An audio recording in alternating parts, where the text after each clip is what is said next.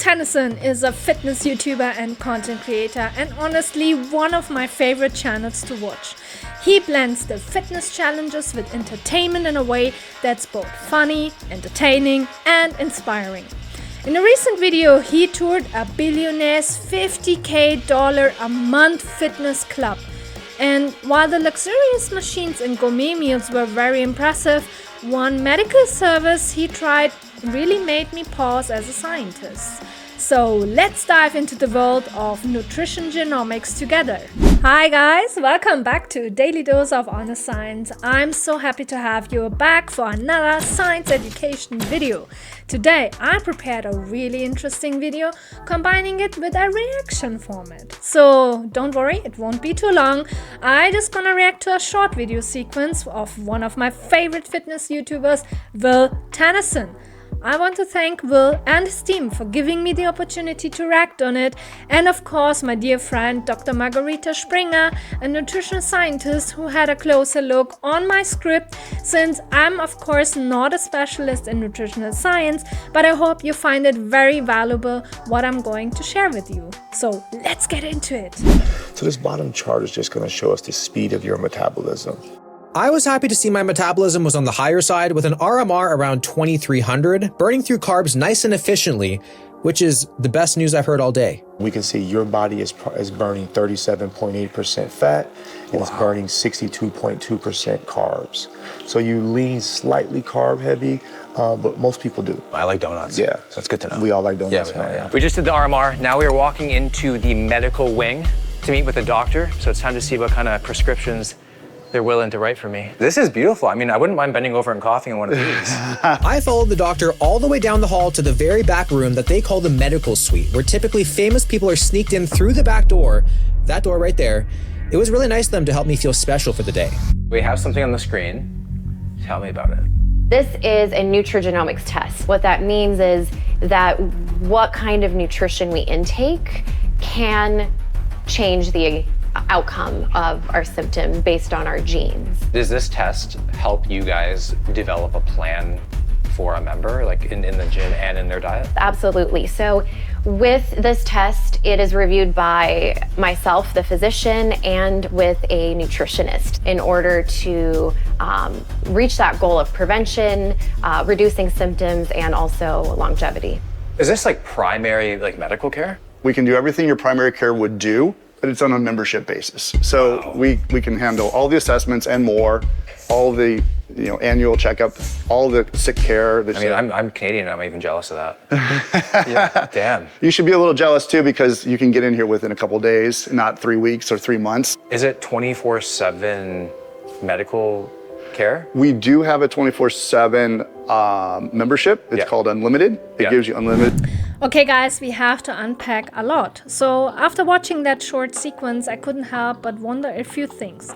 So these are exactly the questions I would like to answer in today's video. First of all, what exactly is the scientific field of nutrition genomics? Secondly, what does a Nutrigenomics test for? Third, is a test like this really backed up by solid peer-reviewed science? Fourth, what kind of genes are truly influenced by nutrition, and can we actually predict the outcomes? And finally, and maybe a big one, did Will get scammed? And did he pay way too much for what he got? So let's break it down one by one. Okay, the first question we need to answer is, what is nutrition genomics? What kind of scientific field? Well, nutrition genomics or nutrigenomics is the science of how our genes respond to food and nutrients we eat. It also looks at how diet can switch certain genes on or off, changing which proteins are getting made, and even leave like a lasting mark on our DNA and histones, which leads to another really interesting field called epigenetics. Research has shown that specific nutrients like vitamins, oils, or even plant compounds can alter the gene expression in the liver, in the fat tissue, or even in the immune system. And sometimes these changes can be beneficial, like improving your metabolism, but they can also contribute to diseases such as fatty liver or heart diseases. Importantly, these effects depend on factors like doses, timing, your sex, your genetic background, your environment, and even your gut microbiome. When it comes to now the field of nutrition genomics, we have two important definitions of two terms that are really important and not use them in an interchangeable way. It is nutrigenomics versus nutrigenetics. So nutrigenomics is trying to map the complex ways how food and genes interact, hoping that one day we can personalize the diets for better health. Nutrigenetics is investigating how genetics affect how nutrients are metabolized in the body. So I think to understand both terms a bit better, I have an example for you. As an example, I chose lactose. So lactose is a sugar commonly found in milk. It's a disaccharide, meaning it's made of two sugar molecules called glucose and galactose. You might have heard or experienced it in your family, or maybe you are one of the people who have it, lactose intolerance. But what does this actually mean? So, lactose intolerance is highly prevalent worldwide, affecting around 68 to 74% of the people, and the ability to digest lactose in adulthood, known as lactase persistence, is strongly tied to genetics, specifically so-called single nucleotide polymorphisms, or shortly SNPs, in the lactase gene region determine whether the person retains or loses the lactase activity. And it's quite interesting to know that this is kind of different between like European Americans, because the SNPs changes, and the prevalence pattern also differs within one or the same country due to the ethnic and cultural history background. Beyond genetics, the latest research shows that epigenetics plays a role, so like how the DNA methylation is affecting the regulation of the lactase activity. And this might also explain why often the activity of the lactase is declining over age. Now, I was telling you something about lactose intolerance and so on, but kind of left out how nutrigenetics and nutrigenomics would fit into it. So let's break it down a bit more. So when you drink milk, then it gets through your digestive system into your small intestine. And there we have an enzyme called lactase. So that lactase usually breaks it down to the two sugar molecules that lactose is made of, to glucose and galactose. But what happens to the people now who have lactose intolerance? So these people usually produce less of the enzyme lactase and therefore can only break down small amounts of lactose, which means large portions of lactose which have not been broken down by the lactase will pass through the large intestines, which is also called the colon. And we have bacteria there that can actually break it down. But the problem is this process causes production of gases like carbon dioxide, methane, hydrogen, and other byproducts like fatty acids. And that one causes the flatulences and the bloating and even diarrhea. So when you want to apply now both definitions, then nutrigenetics would be the genetic variants in the lactase gene affecting how lactose is actually digested. So one variant could be very active and digests a lot of lactose, but another variant might be leading to really low amounts of the lactase, and therefore you cannot break it down so much. Nutrigenomics would mean usually the consumption of lactose will not affect the expression of the enzyme lactase. So it's not like a positive response to the cells and be like, oh, right now I'm sensing lactose, that's why I need a bit more lactase. But that is not really happening. And usually that would not be influenced. But if it would be influenced, so it means that if the cells would recognize and make more of it, then we would talk about nutrigenomics. genomics. So now we know a bit the definition and had even an example. The next question is, why do we need personalized approaches in nutrition, and why we are trying it to tie it back to our genetics? So for the most of the time in the 20th century, nutrition science worked with a model that is called one size fits for all. So we have like these general dietary guidelines like the food guide pyramid or My Plate, but they were good in successful reducing malnutrition and nutrition deficiency diseases, but the problem is they didn't take into account that every person is differently responding to the same food. And once we had these advances in genetics, we know now that different DNA influences how we absorb, metabolize, or even use nutrients. So this opens up a complete new way of called precision nutrition or nutritional genomics. And they try to match the diet to individual biology. And the field is still in its infancies and far from replacing conventional recommendations. Now, for the research of nutrition genomics, it's important to address what SNPs are. So I told you that SNPs stand for single nucleotide polymorphisms, but how does they come? So usually the human differ only in like 1% of their DNA. So we are like 99% identical. Yet, if you look around, we have an immense diversity, and this is only by this 1%. And the most common type of genetic variation that we have in this 1% that defines us kind of individually is the single nucleotide polymorphism.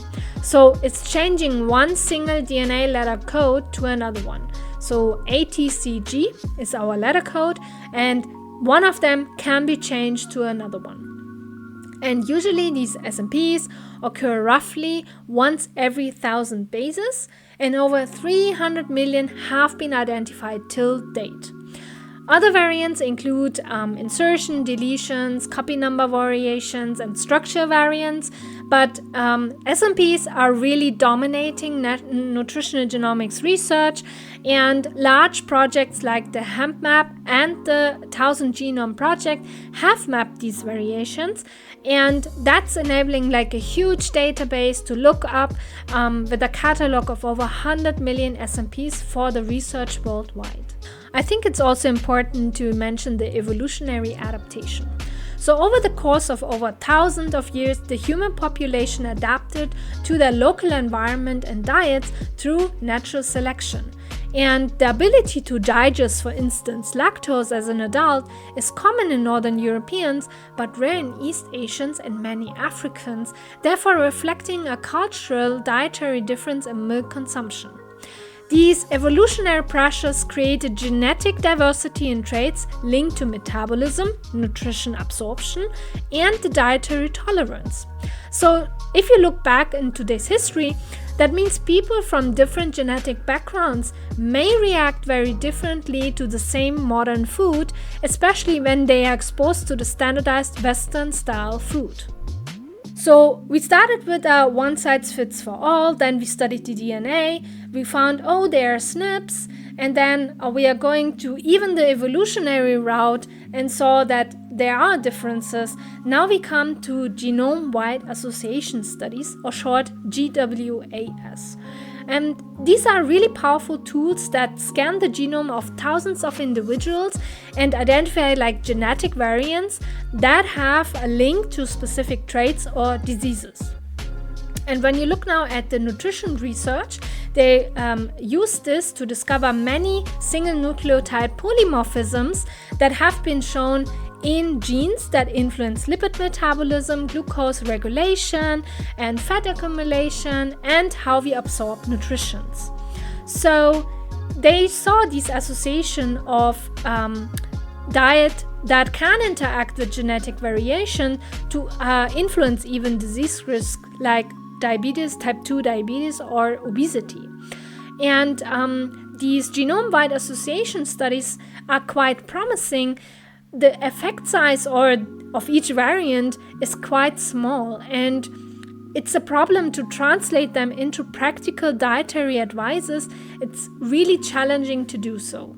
Now we are concluding part 1 already. So nutrition genomics is a scientific field where people would like to understand how genes are responding to the intake of food and nutrients.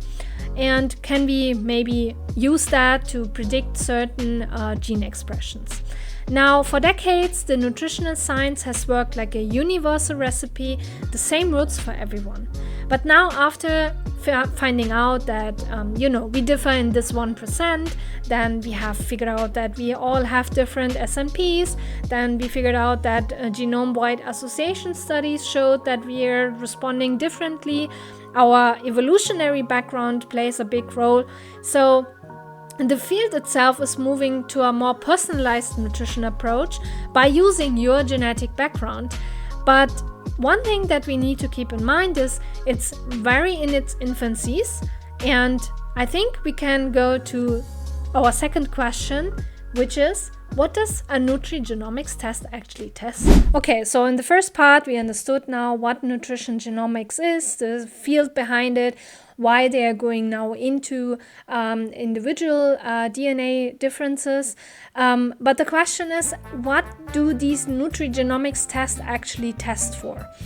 And based on what you have learned, you know in a nutshell that these tests actually want to go on your individual level through the DNA and figure out if you would respond to a certain food in a certain way of describing certain gene expression. And usually gene expression means by measuring not the transcript, so it means like you make a copy from your DNA to an RNA, and this RNA is translated to a protein. So usually people measure the protein content, and usually they think if it has a positive effect on this gene, usually this gene is transcribed more, which means you would find more of it in as a protein level. And the question they want to answer is like, does it have a positive effect? Can you become more healthier by eating certain foods? So this is quite that what we want to know. But the current peer-reviewed evidences suggest that these nutrition genomic tests are not yet broadly supported by rigorous evidence-based science for general personalized nutrition recommendations. So it is known that metabolites and nutrients can affect the DNA and histone marks, that's undoubtedly. But translating these mechanistic findings into reliable clinical outcomes and or actionable diet advices, it's kind of very challenging. When you want to have such a nutrition genomic test that helps you to figure out which genes actually are turned off or turned on during having a certain nutrients taken in, the most rigorous framework emphasized actually before any clinical application that a test must be scientific valid, which means that you have to prove it, that it's reproducibly associating a gene with a certain diet and has like a health outcome. And most of these tests, they have either lacking evidence or are very inconsistent. Now, to make things even more complicated, other key factors such as study quality, generalizability, the dose response, so some people give more than usually people would take in, or even give really low doses. So how would they respond? And this is kind of not comparable sometimes. Then we have biological plausibility and consistency. They are often really not sufficiently met in the existing research. And then on a systems biology approach, usually it's recommended when considering individual health outcomes, and there you also have factors like the microbiome, the metabolome, your physical activity, and also your environment, and that can outweigh the effects of an individual gene variant. On top, we have to also say major limitations come also with each of the tests, because every company kind of uses a different panel of genes, and the studies themselves were kind of highly inconsistent in their design. So some only use kind of an online survey. Some of them, go to a single doctor visit, and some parts of, are part of a broader weight loss program. And kind of it makes difficult to compare these and, draw strong scientific conclusions. So the bottom line is, there's a growing interest and, of course, research in the nutrition genomics field. But right now, the evidence is too scattered and too inconsistent to actually recommend these commercial tests, as a reliable medical service. And we need more rigorous studies, ideally in a randomized control trial effort, and to really have the confidence later on to say that we need to tailor a certain nutrient to your DNA that is very truly effective. Okay, after listening now the first and a bit of the second part, you will be like, okay, nutrigenomics is kind of like, meh. Well, not really, because there are a few well-characterized gene-nutrition interactions, such as the MTHFR or the folate metabolism. But if you look at systemic reviews and frameworks for evaluating scientific validity, consistently identify limited evidence and high variability in results for most gene-to-diet associations, because it's very complicated, as I told you before, to make these associations. Okay, so now we conclude part 2. And in a nutshell, from my scientific perspective, I have to say I'm still skeptic for now. Most available nutrigenomics tests are not evidence-based. Yes, they are well-validated gene-nutrition association, but they are in a very low percentage, and the field is advancing mechanistically. But I want to tell you, the application for personalized diets or disease risks remain scientifically premature. And now we tie it back to our original reaction, and we go back to what Will actually has checked in his video. To answer the question what actually Will checked for, I paused the video and tried to make a screenshot, as you can see here. It's a bit blurry for some of them, it's hard to read, but for them that I could read were detoxification, DNA damage, inflammation, methylation, bone, collagen and joints, brain health, vascular health, pro-inflammatory fat, endurance, injury, caffeine, and vitamin D and salt. So now the question comes up, what of these connections are actually scientific based, and is there anything known that we could learn from? Now I went a bit through the literature, and I figured out that most of the biomarkers that are covered now in this test panel have like a varying degree of scientific evidence for gene-diet interactions, and the overall clinical validity of these panels for personalized nutrition or even performance is quite uneven and oftentimes overstated by the commercial tests. So now I would give you like a brief insight on what is known for each of these categories. Let's start with the first panel: detoxification, DNA damage, inflammation and methylation. Detoxification means that these are enzymes that help to kind of get out the waste from our body. Then DNA damage are usually proteins that are involved in repairing problems that we had in DNA. So there are breakages, and then we want to resolve these breakages so we don't lose the information. Then we have inflammation, usually ties back to our immune system if it's maybe overreactive to some degree.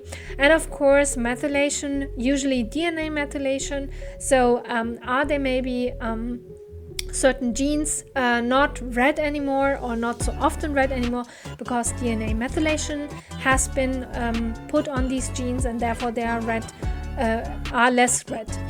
And some of these candidate genes like GST and MTHFR, they are influencing the detoxification and methylation, but the clinical relevance is like modest, and most panels kind of lack the standardized evidence for actionable nutrition changing based on these genes.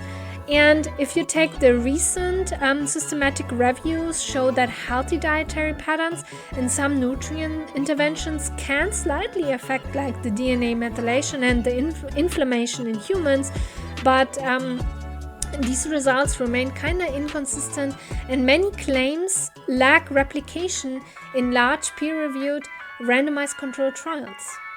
Now we go to the second panel, bone, collagen, and joints. So collagen peptides and vitamin D have been shown in some double-blind trials to improve the bone mineral density and the joint health, especially in postmenopausal women, yet direct gene nutrition interactions beyond rare genetic disorders are still not really robustly actionable clinically. And then when you go to brain health, vascular health, and pro-inflammatory fat, these genes modulate the risk, but recommended diet change for brain and vascular health kind of apply to all of us. So it's not really tied to one specific person, for instance, like high omega-3 or the DASH diet. And current direct evidence for personalized intervention is kind of weak, and population level advice tends to be more reliable. Now we go to the panel of endurance, injury, and caffeine. So this enzyme called CYP1A2, which is part of the superfamily called CYP450 enzyme family, and usually they're involved in the breakdown of drugs and xenobiotica, and this one as well. So it can also, break down caffeine, and this genotype affects the caffeine metabolism, as I said. And in large trials, it have been shown that caffeine boosts the endurance, but it depends on if you're a fast metabolizer, or it might impair your endurance by being a slow metabolizer. So it means if you have a positive genotype that actually makes you a fast metabolizer, you might have this boost in endurance.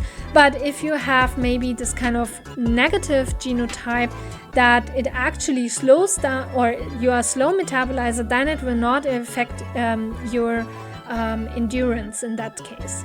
And for other genes like associated with injury risk or endurance, the results itself are kind of mixed and often depend on like single small studies, limiting kind of the generalizability.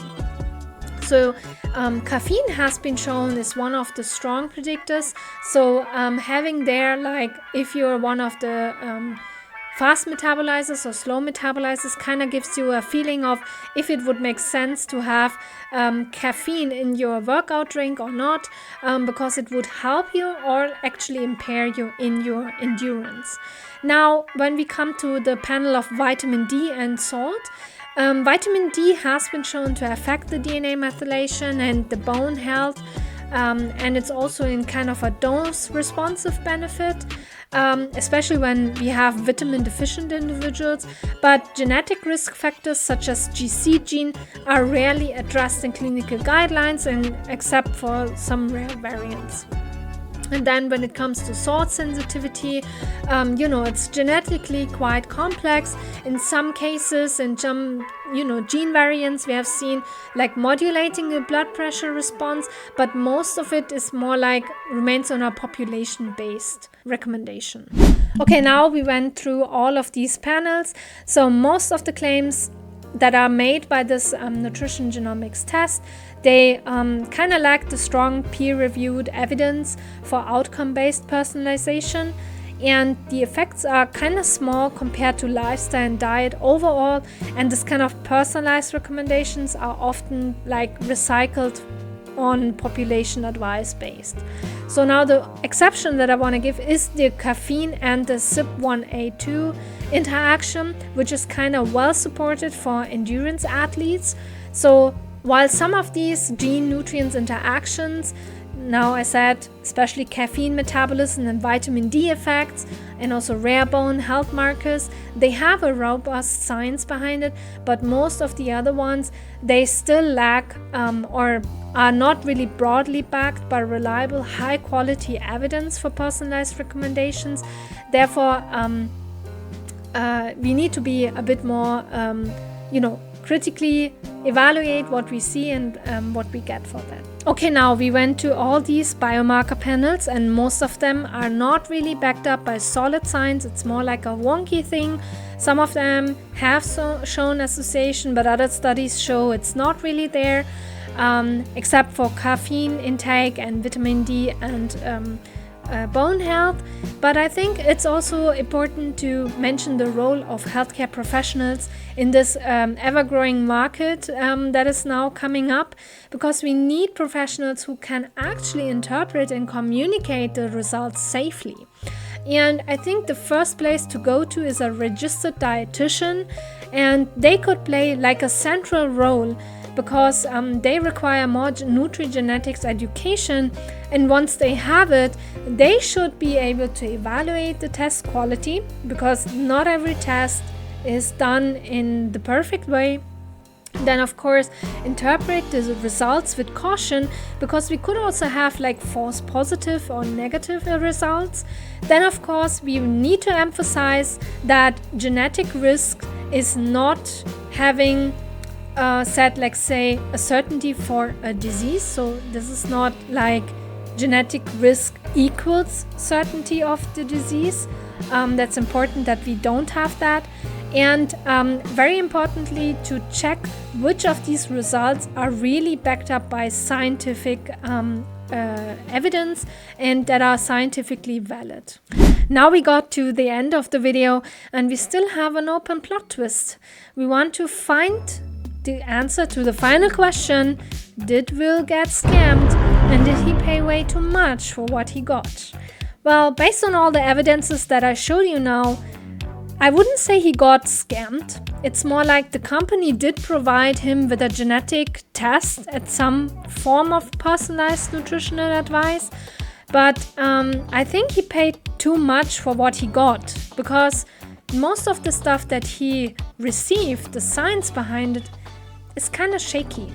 Many of these, reported gene diet links aren't really consistent and reproducible.